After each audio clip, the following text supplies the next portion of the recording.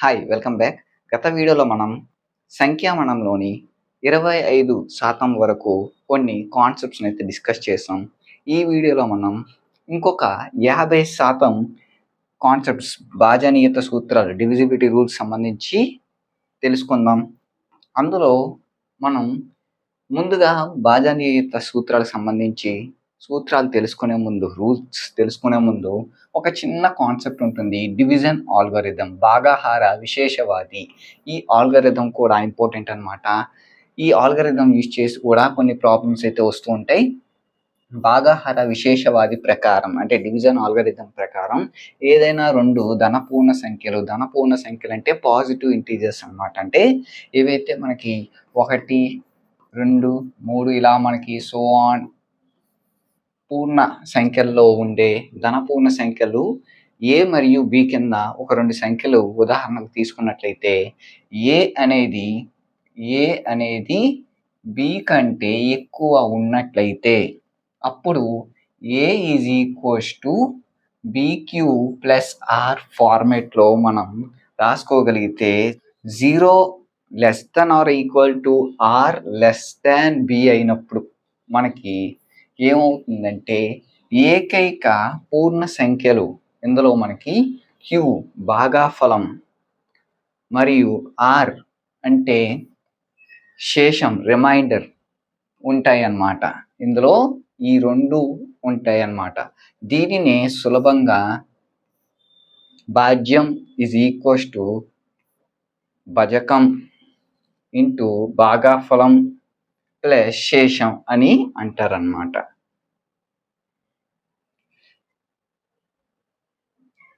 భాగాహార విశేషవాదిలో 2 సంఖ్యల గసబ అంటే హెచ్సిఎఫ్ కనుక్కోవడానికి కూడా దీనిని ఉపయోగిస్తారన్నమాట. అంటే హెచ్సిఎఫ్ కనుక్కోవడానికి తర్వాత వచ్చే కొన్ని టాపిక్స్లో మనం అంటే ఎల్సిఎం హెచ్సిఎఫ్ కనుక్కోవడానికి ఏమైనా 2 సంఖ్యల మధ్య ఈ డివిజన్ ఆల్గోరిథం భాగాహార విశేషవాది ఆల్గోరిథం యూజ్ చేసి మనం కనుక్కోవచ్చు అన్నమాట. ఉదాహరణకు 17 మరియు 3 సంబంధించి 17ను 3 చేత భాగించేటప్పుడు ఏ విధంగా ఈ ఫార్మేట్లో రాసుకోవచ్చో చూడండి. 17ని మనం 3 ఇంటూ 5 ప్లస్ 2 కింద రాసుకోవచ్చు అనమాట. అంటే 3 ఇంటూ 5 అంటే 15 అవుతుంది, ప్లస్ 2 అంటే 17. ఈ విధంగా ఈ ఫార్మేట్లో మనం రాసుకోవచ్చు. కాబట్టి ఇక్కడ మనకి భాజ్యం అంటే ఏ వాల్యూ వచ్చేసి 17 అవుతుంది, భజకం ఏమో ఇక్కడ బి వాల్యూ 3 అవుతుంది, భాగాఫలం అంటే క్యూ వాల్యూ కోఎఫిషియంట్ అనేది 5 అవుతుంది, రిమైండర్ అనేది ఆర్ అనేది 2 అవుతుంది.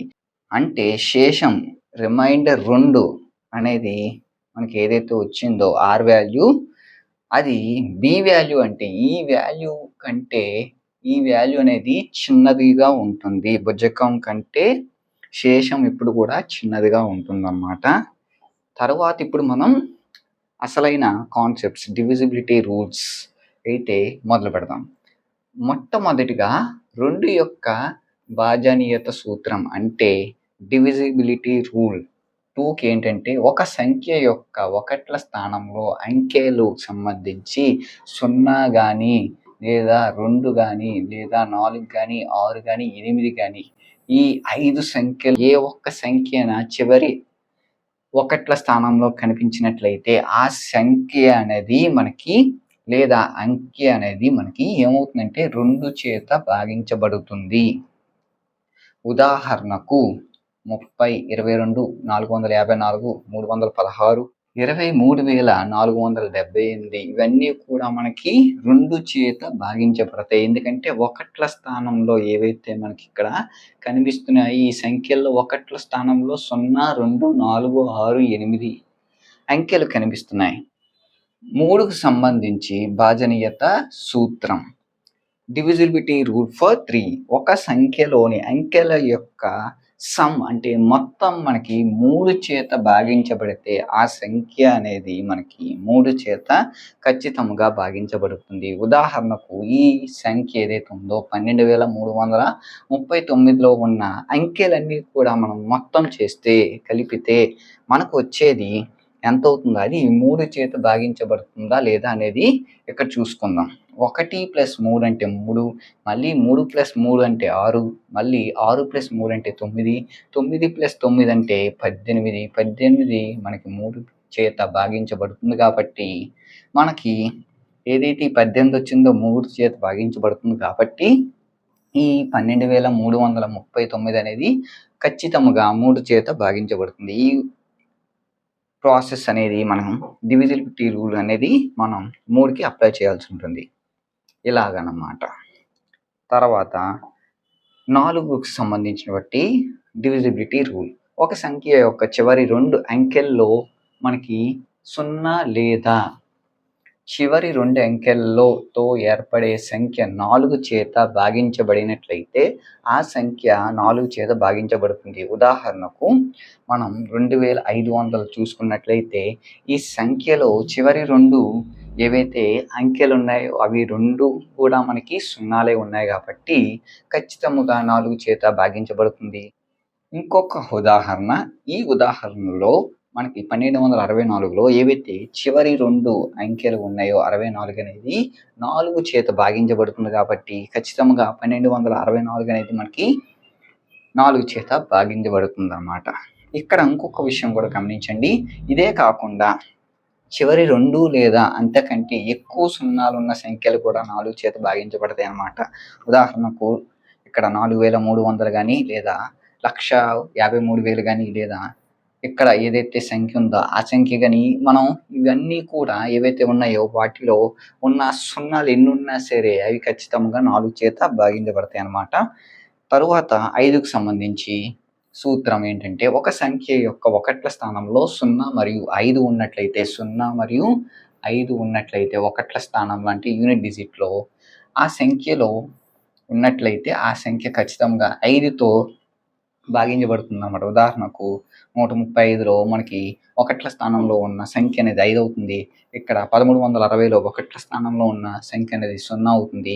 ఇవన్నీ కూడా మనకి 5తో భాగించబడతాయి. 6 యొక్క భాజనీయత సూత్రం డివిజిబిలిటీ రూల్ ఫర్ 6.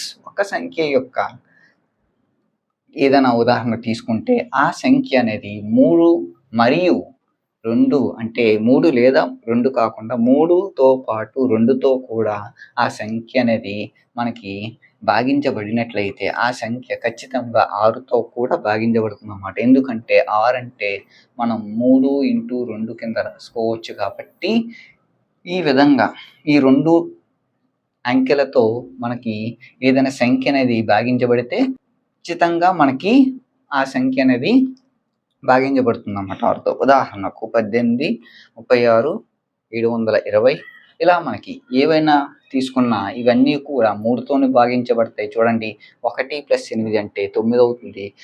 9 3తో భాగించబడుతుంది కాబట్టి 18 3తో భాగించబడుతుంది. 36 కూడా 9 వస్తుంది మొత్తం, అది కూడా భాగించబడుతుంది. 720లో 7 + 2 9 వస్తుంది. 9 3తో భాగించబడుతుంది కాబట్టి అది కూడా మనకి 720 3తో భాగించబడుతుంది. ఇది కూడా అంతే. అలానే 2తో కూడా చూసుకున్నట్లయితే ఇక్కడ ఉన్న ఒకట్ల స్థానంలో ఉన్న సంఖ్యలన్నీ కూడా సంబంధించి అంకెలు అనేవి మనకి 0 మరియు అంటే సరి సంఖ్యలు ఉన్నాయి కాబట్టి కావున 2తో కూడా అవుతుంది. కాబట్టి ఈ సంఖ్యలన్నీ కూడా మనకి అవుతాయి అన్నమాట.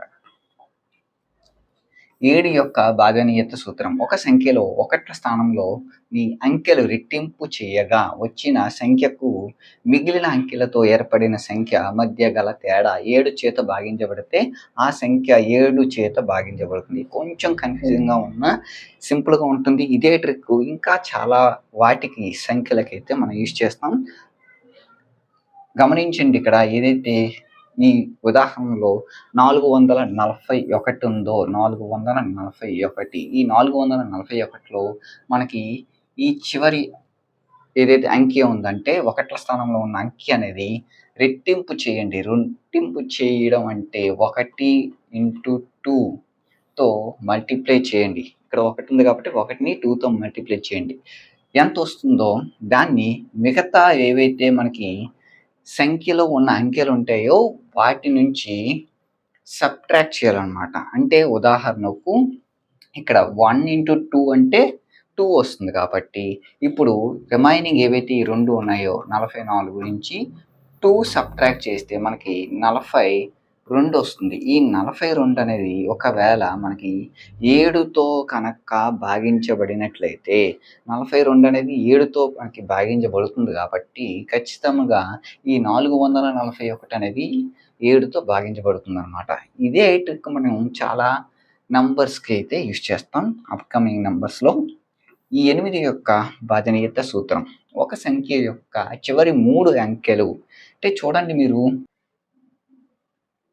2కొచ్చేసి మనం 2కి సంబంధించి ఏదైతే డివిజిబిలిటీ రూల్‌లో మాట్లాడామో అందులో ఏమవుతుంది? ఉన్న ఒకట్ల స్థానంలో ఉన్న సంఖ్యలకు సంబంధించి ఏ సంఖ్య అయినా అంకెలు అనేవి 0, 2, 4, 6, 8 ఉన్నట్లయితే అది ఖచ్చితంగా 2తో భాగించబడుతుంది. అలానే 4కి సంబంధించి మనకి చివరి 2 ఏవైతే మనకి సంఖ్యలో ఉన్న అంకెలు ఉంటాయో అవి 4 చేత భాగించబడినా లేదా సున్నాలు ఉన్నా అది ఖచ్చితంగా 4 చేత భాగించబడుతుంది. ఇక్కడ 8కొచ్చేసి మనకి చివరి 3 అనమాట అంతే. ఇలా మనకి 3 ఆట్లకి ఒకే పోలిక ఉంటుంది ఇంచుమించుగా. ఇది మనం గుర్తుపెట్టుకోవచ్చనమాట.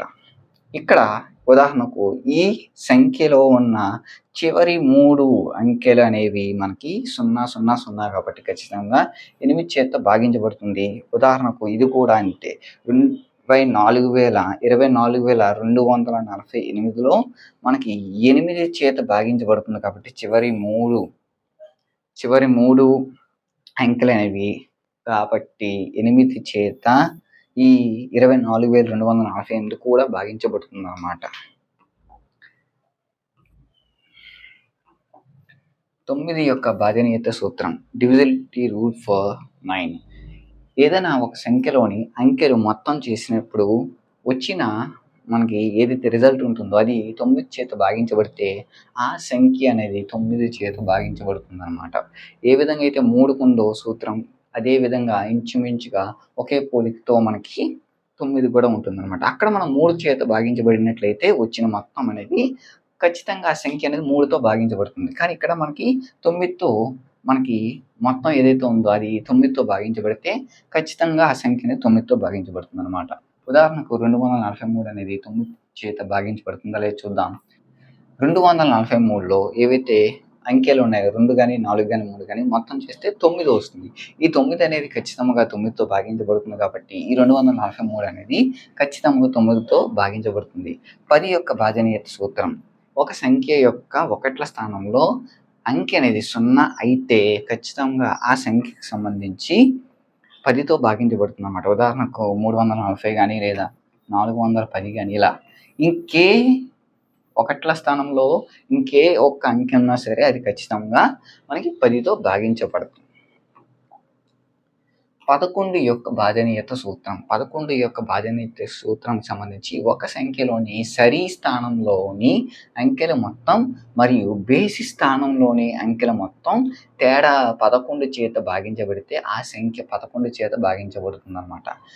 ఈ డివిజిబిలిటీ రూల్ అనేది చాలా ఇంపార్టెంట్. 7కి సంబంధించి కూడా చాలా ఇంపార్టెంట్ అనమాట. ఉదాహరణకు ఈ సంఖ్య ఏదైతే ఉందో ఈ సంఖ్యలో 11 చేత భాగించబడుతుందో లేదో చూద్దాం. ఈ సంఖ్యలో ఉన్న మనకి ఏవైతే సరి స్థానంలో ఉన్న అంకెలు ఉంటాయంటే ఈవెన్ ప్లేసెస్ మరియు ఆడ్ ప్లేసెస్లో అన్నమాట. ఇక్కడ మనకి 0 మరియు 8 అనేది మనకి సరి స్థానంలో ఉన్న అంకెలు. అలానే బేసి స్థానంలో చూసుకున్నట్లయితే 1, 6 మరియు 1 కాబట్టి 0 + 8 ఈ మొత్తం చేసింది. అలానే బేసి స్థానంలో 1 + 6 + 1 ఈ మొత్తం చేసిన వాటికి రెండాట్లకి మనం డిఫరెన్స్ అనేది ఫైండ్ అవుట్ చేస్తే అంటే 8 ఇక్కడ అలానే ఇది కూడా 8. 8 - 8 అంటే 0. మనం చెప్పుకుంది ఏంటి 0 లేదా వచ్చిన మొత్తం అనేది 11 చేత భాగించబడితే ఖచ్చితంగా ఆ సంఖ్య అనేది 11 చేత భాగించబడుతుంది కాబట్టి ఈ సంఖ్య అనేది 11 చేత భాగించబడుతుంది అన్నమాట. ఈ విధంగా ఫైండ్ అవుట్ చేయాలన్నమాట డివిజిబిలిటీ రూల్ ఫర్ 11. అయితే ఈ 11కి సంబంధించి ఎప్పుడైనా సరే పెద్ద పెద్ద నెంబర్స్ కూడా మనం చెక్ చేయొచ్చు అన్నమాట. ఉదాహరణకు ఈ క్వెషనే ఉందనుకోండి. ఈ క్వెషన్ అనేది 22తో కనుక్కోమన్నారనుకోండి భాగించబడుతుందా లేదా అనేది. అప్పుడు మీరేం చేస్తారంటే 2 మరియు 11తో భాగించబడుతుందో లేదో చెక్ చేస్తే సరిపోతుందనమాట. ఈ నంబర్ అనేది మనకి 2తో భాగించబడదు కాబట్టి ఈ నంబరు ఎప్పుడైనా సరే మనం ఇలా క్వెషన్ అడిగినప్పుడు 22తో భాగించబడుతుందా లేదా అనేది అప్పుడు మనం లేదని చెప్పొచ్చనమాట. ఎందుకంటే ఇక్కడ 2తో భాగించబడట్లేదు. ఇన్ కేస్ మనకి ఈ నంబర్ అనేది 2తోనూ, 11తోనూ భాగించబడితే అప్పుడు ఖచ్చితంగా మనకి ఈ నంబర్ అనేది మనం ఏ నంబర్‌కైతే కనుక్కుంటున్నామో ఆ నంబర్‌తో భాగించబడుతుందనమాట. అలా అనమాట. 33 అంటే 33కి సంబంధించి 3 × 11 కింద రాసుకోవచ్చు కాబట్టి 3 మరియు 11 2 కూడా చెక్ చేస్తామనమాట. ఇలా పెద్ద పెద్ద నంబర్స్ కూడా వీటిని యూజ్ చేసి చెక్ చేయొచ్చు. 12 యొక్క భాజనీయత సూత్రం 4 మరియు 3 ఎందుకంటే 12ని 4 మరియు 3 కింద రాసుకోవచ్చు కాబట్టి 4 × 3 కింద రాసుకోవచ్చు కాబట్టి రెండిట్ల చేత భాగించబడితే 2 కూడా మనకి ఏదైనా సంఖ్య ఇచ్చి 12తో భాగించబడుతుందా లేదా అని అడిగినట్లయితే 2తో కూడా మనకి ఈ 4 మరియు 3 రెండిట్లతో కూడా భాగించబడాలన్నమాట. అప్పుడే ఆ సంఖ్య అనేది 12తో భాగించబడుతుంది. ఉదాహరణకు ఈ సంఖ్య 2244 అనేది 3తో భాగించబడుతుంది. ఎందుకంటే 2 + 2 4, 4 + 4 8, 8 + 4 12, 12 అనేది మనకి 3తో భాగించబడుతుంది కాబట్టి ఈ సంఖ్య అనేది మనకి 3తో భాగించబడుతుంది. అలాగే 4తో చూసుకున్నట్లయితే 44 ఏదైతే ఉందో అది ఖచ్చితంగా 44 అనేది 4తో భాగించబడుతుంది కాబట్టి ఈ రెండాటిలతో కూడా ఈ సంఖ్య అనేది భాగించబడుతుంది కాబట్టి 12తో కూడా భాగించబడుతుందన్నమాట. 13 యొక్క భాజనీయత సూత్రం ఒక సంఖ్యలోని ఒకట్ల స్థానంలో అంకెను 4 సార్లు గుణించగా వచ్చే సంఖ్యను మిగిలిన అంకెలతో ఏర్పరిచే సంఖ్యతో భాగించగా వచ్చే మొత్తం కూడా 13 చేత భాగించబడితే ఆ సంఖ్య 13కు సంబంధించి భాగించబడుతుందనమాట. మీకేం అర్థం కాకపోతే డెఫినేషన్ ఇక్కడ ఈ ఎగ్జాంపుల్ చూడండి. 819 అనేది 13 చేత భాగించబడుతుందా లేదా చూసుకున్నట్లయితే ఇక్కడ ఈ 819లో ఈ 819 ఒకట్ల స్థానంలో ఉన్న 9ని 4 రెట్లు అంటే 4తో గుణించగా వచ్చిన ఏదైతే ఉంటుందో అది ఈ 81 రిమైనింగ్ డిజిట్స్‌కి కలపాలన్నమాట. ఇప్పుడు 81 + 9 4లు అంటే మనకి ఎంత అవుతుంది? 9 4లు 36 అవుతుంది. 36 + 81 అంటే మనకి 117 అయితే వస్తుందన్నమాట. ఇప్పుడు ఈ 117 ఏదైతే వచ్చిందో అది గాని 13 చేత భాగించబడితే ఖచ్చితంగా మనకి ఏదైతే సంఖ్య ఉందో ఆ సంఖ్య అనేది 13 చేత భాగించబడుతుందన్నమాట. ఇలా అన్నమాట. ఏదైతే మనం 7కి చూసామో 7లో మనం 2తో ఇక్కడ చేసాం. ఇక్కడ 4 అన్నమాట. ఇంతే డిఫరెన్స్. చిన్న డిఫరెన్స్‌లే ఉంటాయి. 14కు సంబంధించినటువంటి డివిజిబిలిటీ రూల్. 14 అనేది మనం 2 × 7 కింద రాసుకోవచ్చు కాబట్టి 2తోనూ 7తోనూ భాగించబడితే ఏదైనా సంఖ్య అది ఖచ్చితంగా 14తో మనకి భాగించబడుతుందన్నమాట. 14కు సంబంధించి 7 మరియు 2 రెండిటి చేత భాగించబడే సంఖ్య ఖచ్చితంగా 14 చేత కూడా భాగించబడుతుంది. ఉదాహరణకు 1232 చూడండి. ఇది 14 చేత భాగించబడుతుందో లేదో చూద్దాం. ఇక్కడ ఏదైతే ఉందో 1, 2, 3, 2 ఒకట్ల స్థానంలో ఉన్న 2 అనేది మనకి సరి సంఖ్య కాబట్టి ఇది ఏమవుతుంది? ఖచ్చితంగా 2 చేత భాగించబడుతుంది. ఇప్పుడు 7కి చూసుకున్నట్లయితే ఇక్కడ మనం 7కి చూడాలంటే ఏం చేయాలంటే ఇందులోని చివరి అంకె ఏదైతే ఉందో సంఖ్యలో చివరి అంకె అంటే 2 ఏదైతే ఉందో అది అంటే 123 ఇక్కడ తర్వాత వచ్చేది ఏంటంటే ఈ 2 ఏదైతే ఉందో ఆ 2ని డబల్ చేస్తే అంటే ఇంటూ 2 చేస్తే 4 వస్తుంది. దాన్ని ఈ నంబర్ నుంచి సబ్ట్రాక్ట్ చేయాలి. 1, 2, 3 - 4 అంటే ఏదైతే వచ్చిన ఈ సంఖ్య అనేది భాగించబడినట్లయితే ఖచ్చితంగా ఈ 1232 అనేది భాగించబడుతుంది. 15కి సంబంధించి 5 మరియు 3 అన్నమాట. ఉదాహరణకు 1275 ఉందనుకోండి. ఇది 5 తో ఖచ్చితంగా భాగించబడుతుంది. ఎందుకంటే చివరి అంకె అనేది 0 లేదా 5 ఉండాలి. 5 ఉంది కాబట్టి ఖచ్చితంగా అవుతుంది. 3కి సంబంధించి అంటే మొత్తం కూడా 3తో భాగించబడితే అది ఖచ్చితంగా 3తో భాగించబడుతుంది. 1 + 2 + 7 + 5 అంటే మనకి ఎంత అవుతుంది? 12, 14, 15. 15 ఖచ్చితంగా 3తో భాగించబడుతుంది కాబట్టి ఈ సంఖ్యకు సంబంధించి 15తో అయితే భాగించబడుతుందనమాట. తర్వాత 16కు సంబంధించి ఒక సంఖ్య యొక్క చివరి 4 అంకెలనేవి 0 అయితే లేదా ఆ 4 అంకెలతో ఏర్పడిన సంఖ్య 16 చేత భాగించబడినట్లయితే ఆ సంఖ్య 16 చేత భాగించబడుతుందనమాట. ఉదాహరణకు ఇలా ఉన్నా లేదా ఇలా ఉన్నప్పుడు ఇందులో ఉన్న చివరి 4 అంకెలనేవి 16 చేత భాగించబడినట్లయితే తర్వాత 17 యొక్క భాజనీయత సూత్రం. 17కి సంబంధించి ఒక సంఖ్యలోని ఒకట్ల స్థానంలో అంకెలు 5 సార్లు గుణించగా వచ్చే సంఖ్యను మిగిలిన అంకెలతో ఏర్పడిన సంఖ్యల మధ్య గల తేడా 17 చేత భాగించబడితే ఆ సంఖ్య 17 చేత భాగించబడుతుంది. ఉదాహరణకు 221లో ఉన్న ఒకట్లో స్థానంలో ఉన్న అంకె అనేది ఇంటూ 5 చేస్తే మనకి ఏమవుతుంది? 221లో 1ని ఇంటూ 5 చేస్తే 5 వస్తుంది. ఇప్పుడు 22 ఏవైతే మిగిలిన అంకెలు ఉన్నాయో వాటి నుంచి ఈ 5ని మనం డిఫరెన్స్ అనేది ఫైండ్ అవుట్ చేస్తే 17 వస్తుంది. ఈ 17 మనకి ఖచ్చితంగా 17తో మనకి 17తో భాగించబడుతుందన్నమాట. 18 యొక్క భాజనీయత సూత్రం. ఒక సంఖ్య సరి సంఖ్య అయ్యుండి 9 చేత భాగించబడినప్పుడు అది 18 చేత భాగించబడుతుందన్నమాట. ఇచ్చిన ఉదాహరణలో ఇచ్చిన సంఖ్య అనేది మనకి ఈవెన్ నంబరే కాబట్టి సరి సంఖ్య అవుతుంది కాబట్టి ఇన్ కేస్ ఇది మనకి బేసి సంఖ్య అయినట్లయితే అది ఖచ్చితంగా 18తో అవ్వదనమాట. ఇలా మనకి ఎప్పుడైతే ఇచ్చిన సంఖ్య అనేది మనకి సరి సంఖ్య అయ్యి ఉండి ఆ సంఖ్యని 9 చేత భాగించబడితే 9తో భాగించాలంటే ఏంటి? మొత్తం కూడా 9తో భాగించబడినట్టయితే 9తో భాగించబడతాయి.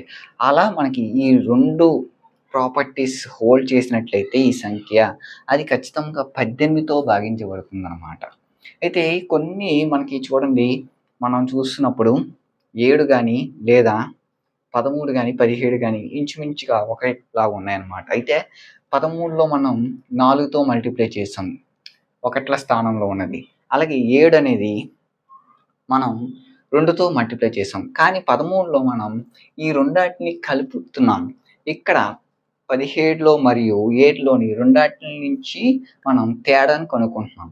ఇలా మనకి కొన్ని చిన్న లాజిక్సే ఉంటాయి. వాటిని మీరు గమనించగలిగితే ఇంకా సులువుగా మీరు గుర్తుపెట్టుకోవచ్చు అన్నమాట. 19కి సంబంధించినటువంటి డివిజిబిలిటీ రూల్. ఒక సంఖ్యలోని ఒకట్ల స్థానంలో ఉన్న అంకెలు రెట్టింపును మిగిలిన అంకెలతో ఏర్పడిన సంఖ్యతో కలిపితే ఆ సంఖ్య 19 చేత భాగించబడితే ఆ సంఖ్య 19 చేత భాగించబడుతుంది. ఉదాహరణకు ఏదైతే 7కు చేసామో అదే కాన్సెప్ట్ అన్నమాట. ఒక సంఖ్యలోని 9 ఏదైతే ఉందో అంకె చివరి అంకె ఒకట్ల స్థానంలో అది మనం 2తో మల్టిప్లై చేయాలి. చేయగా వచ్చింది మిగిలిన అంకెలతో కలపాలన్నమాట. అంటే ఇక్కడ మనకి ఎంత వస్తుంది? 18 వస్తుంది. ఈ 18 అనేది 685 కలిపితే 703 వస్తుంది. 703 అనేది ఖచ్చితంగా 19 చేత భాగించబడుతుంది కాబట్టి 37 సార్లు అన్నమాట. 19 37 సార్లు మనకి 703 వస్తుంది. కాబట్టి ఈ సంఖ్య 6859 అనేది ఖచ్చితంగా 19తో భాగించబడుతుందన్నమాట. 20 యొక్క భాజనీయత సూత్రం. 20 యొక్క భాజనీయత సూత్రంలో ఒక సంఖ్య యొక్క చివరి 2 అంకెలతో ఏర్పడిన సంఖ్య 20 చేత భాగించబడితే ఆ సంఖ్య 20 చేత భాగించబడుతుంది. దీని అర్థం చివరి 2 అంకెలు తప్పనిసరిగా 2 సున్నాలు లేదా 20, 40, 60 లేదా 80 అయి ఉండాలి. ఉదాహరణకు ఇలా 1240 అనేది 20 చేత భాగించబడుతుంది. ఎందుకంటే దాని చివరి అంకెలు 40 ఉంది కాబట్టి. ఇలా 25కు సంబంధించినటువంటి భాజనీయత సూత్రం. ఒక సంఖ్య యొక్క చివరి 2 అంకెలు 0 అయినా లేదా 25 చేత భాగించబడిన ఆ సంఖ్య ఖచ్చితంగా 25 చేత భాగించబడుతుంది. ఉదాహరణకు ఈ సంఖ్యలో ఏదైతే మొదటి సంఖ్య ఉందో అందులో చివరి 2 అంకెలు మనకి సున్నాలున్నాయి కాబట్టి ఖచ్చితంగా ఇది 25తో భాగించబడుతుంది. తర్వాతది 75 అనేది ఖచ్చితంగా 25తో భాగించబడుతుంది కాబట్టి చివరి 2 అంకెలనేవి 25తో 1275 అనేది ఖచ్చితంగా భాగించబడుతుంది. అలా ఇది కూడా ఇలా మనకి అన్నమాట. 125కి సంబంధించి ఒక సంఖ్య యొక్క చివరి 3 అంకెలతో ఏర్పడిన సంఖ్య 125 చేత భాగించబడితే ఆ సంఖ్య 125 చేత భాగించబడుతుందన్నమాట. ఉదాహరణకు ఈ విధంగా 125 ఉంది కాబట్టి చివరి 3 ఏవైతే ఉన్నాయో ఆ అంకెలనేవి ఖచ్చితంగా 125 చేత భాగించబడుతుందన్నమాట. ఈ సంఖ్య అనేది ఏదైతే ఇది. తర్వాతది ఒక సంయుక్త సంఖ్యచే భాగించటం. కాంపోజిట్ నెంబర్‌తో డివిజిబిలిటీ ఏ విధంగా ఉంటుందో చూద్దాం. ఒక సంఖ్య యొక్క సంయుక్త సంఖ్యచే భాగించబడితే అది సంయుక్త సంఖ్య యొక్క ప్రతి ప్రధాన కారణాంకం చేత భాగించబడుతుందన్నమాట.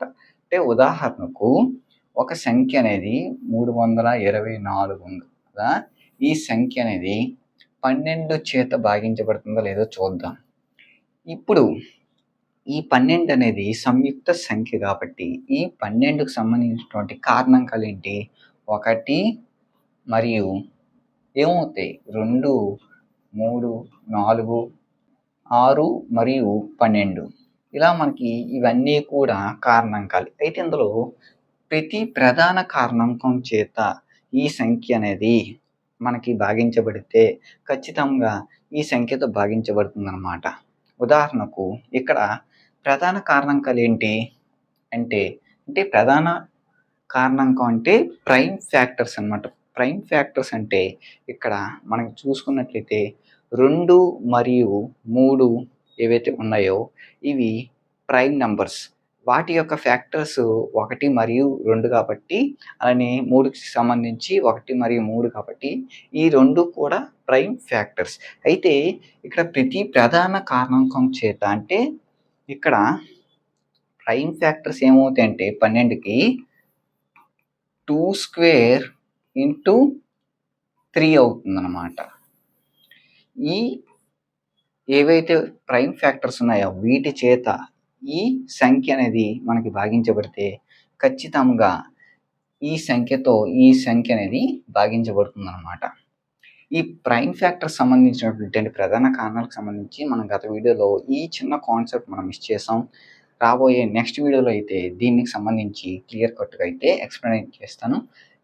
ఇప్పుడు ఇందులో ఉదాహరణకు 324కి సంబంధించి 12 ఏదైతే ఉందో ఆ 12 అనేది మనకి ప్రైమ్ ఫ్యాక్టర్ చూసుకుంటే 4 అంటే 2 స్క్వేర్ 4 కాబట్టి 4 చేత మరియు 3 చేత గాని ఈ 324 గాని మనం భాగించబడినట్లయితే ఖచ్చితంగా 12తో భాగించబడుతుందన్నమాట. ఉదాహరణకు 324లో మనకి చివరి 2 ఏవైతే అంకెలు ఉన్నాయో అవి ఖచ్చితంగా 4 చేత భాగించబడతాయి కాబట్టి ఖచ్చితంగా 324 భాగించబడుతుంది. అలానే మొత్తం ఎంత అవుతుంది? 3 + 2 + 4 అంటే 9 అవుతుంది. 9 కూడా 3 చేత భాగించబడుతుంది కాబట్టి ఖచ్చితంగా 3 మరియు 4 చేత భాగించబడుతుంది కాబట్టి 12తో ఈ 324 అనేది ఖచ్చితంగా భాగించబడుతుంది. గత వీడియోలో 25% కాన్సెప్ట్స్ డిస్కస్ చేసాం. ఈ వీడియోలో 50% కాన్సెప్ట్స్ డిస్కస్ చేసాం. రిమైనింగ్ 25% తర్వాత వచ్చే వీడియోలో మనం యూనిట్ డిజిట్స్‌కి సంబంధించి చివరి స్థానం ఏవైతే అంకెలు ఉంటాయో వాటికి సంబంధించి కూడా ముఖ్యమైన పాత్రలు అనేవి సంఖ్యామానంలో పోషిస్తాయి కాబట్టి వాటి మీద కూడా ప్రశ్నలు వస్తాయి కాబట్టి మిగతా 25% కాన్సెప్ట్స్‌ని నెక్స్ట్ వీడియో అయితే డిస్కస్ చేద్దాం. Thank you for watching.